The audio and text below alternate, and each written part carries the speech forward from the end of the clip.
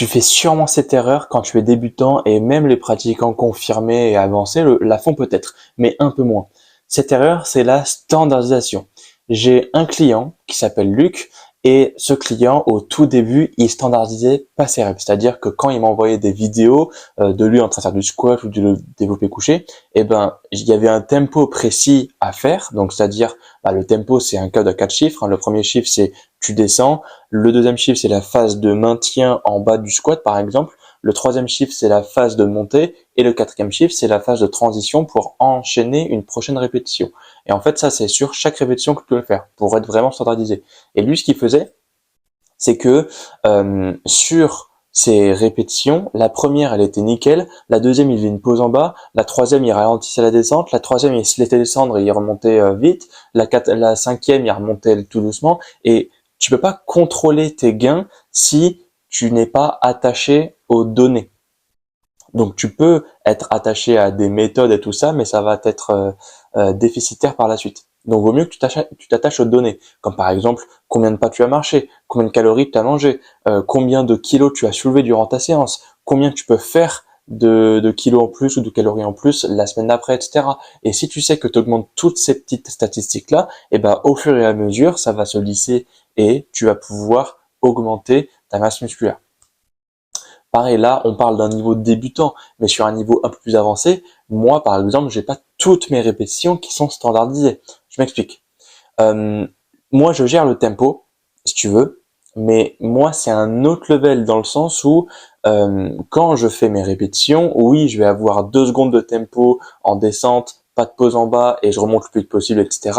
Mais au fur et à mesure, par exemple, si je mets un tempo de 3 secondes sur la descente, eh ben, je vais devoir tenir ce tempo sur 10 répétitions, admettons. Imaginons que je fais un 3x10 au squat. Je vais devoir tenir ces répétitions sur 3 secondes, pardon.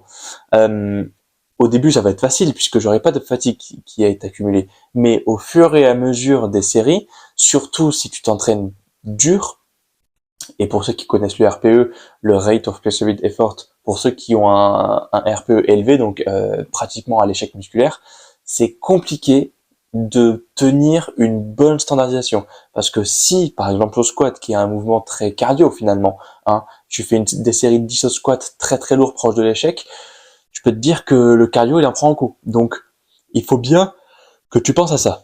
Euh, pour en revenir au squat, bah moi ce que je fais c'est que sur les 7 premières ça va, mais après sur les 3 dernières qui sont très difficiles, je vais avoir tendance à prendre peut-être 1 seconde de repos en plus entre chaque répétition, tu vois. Au lieu de remonter et puis de descendre directement, je vais remonter, reprendre mon souffle, faire et je vais repartir. Et ça m'octroie une mini récupération et en soi c'est pas grave, mais c'est cette mini récupération là qui m'a permis d'effectuer la série. Est-ce que j'aurais pu faire cette même série si j'avais pas pris cette mini récupération? Pareil sur le tempo. Si je sais que la répétition suivante sera extrêmement difficile, est-ce que je vais quand même résister à me dire que je vais faire un tempo de 3 secondes pour la descente? Je sais pas. Parce que moi, j'ai déjà expérimenté sur des mouvements d'isolation et tout ça. C'est compliqué de tenir un tempo de 3 secondes, tu vois. Surtout quand tu es proche de l'échec, comme je le disais.